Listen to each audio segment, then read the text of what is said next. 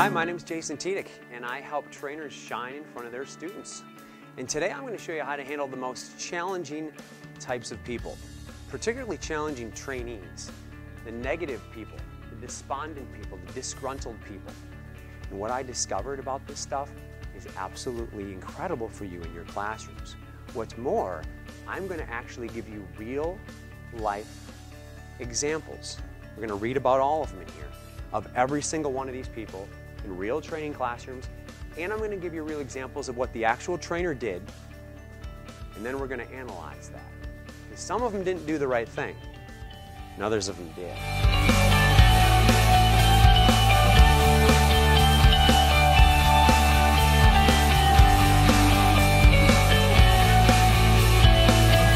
Give him some chances to talk. That's the #1 answer in the Family Feud. This guy's a talk hog, and talk hogs just love to talk. The reality, though, is you got to give him a chance to talk when. When it's appropriate, when it's okay. #1 time to do this, breaks and lunch. This is another guy I'd have lunch with, and I would just sit there and say, hey, Joe, how's it going? And I'd listen for 45 minutes. Because that's what's going to happen. And Joe feels so much better about that. But then when you get into class, what are you going to have to set with Joe?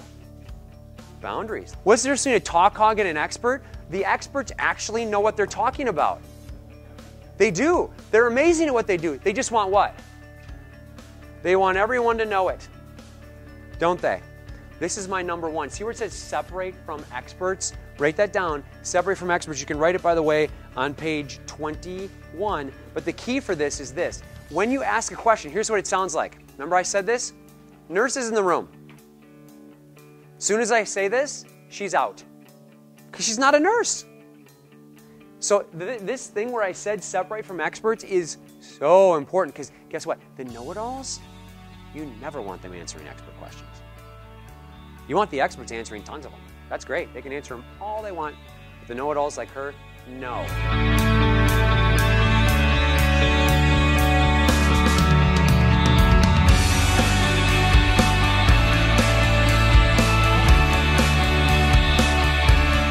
Please write down that these people, the resenter, the fault finder, and the heckler, by the way, that's the resenter, that's the heckler, this is the fault finder. They're all looking for one of two things, revenge or power. What if he says you're the worst trainer ever and I argue? No, I'm not. This training's, I've worked all weekend for this. What's going to happen? He's got you. He's got you. He's got you in a power struggle, which is exactly where he wants you. Because he's feeling hurt and revengeful. He wants you to feel the same way, and then we'll all feel that way, and it'll be much better. Misery loves company.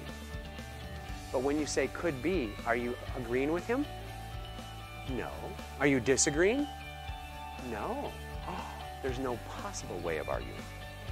The #1 way, initially, to handle a resenter is the words could be. Turn the issue back to them. When they say, oh, yeah, but how would you do it if this happened? And I turn the issue back and say, well, let me ask you something. Before you saw this, what would you guys do before this? And what were my two responses? I get a positive, or I can get a what? A negative. If it's a positive, hey, great, we're going to leverage that. Thanks for sharing. I want to write that down. We'll make sure we cover that. And if they say it's negative, you say, hey, well, I got some cool stuff to show you. Either way, you're on your team. #1 thing to do with hecklers, it's actually #3 up here, but it's my #1, is to sidestep power struggles. They're going to say all sorts of stuff to you that's going to heckle you, and you're going to look back and say, could be. Could be. Other thing I'm going to suggest is to never give them eye contact when they're what? When they're heckling. Never do it. Instead, give them eye contact later when you want to show that you care.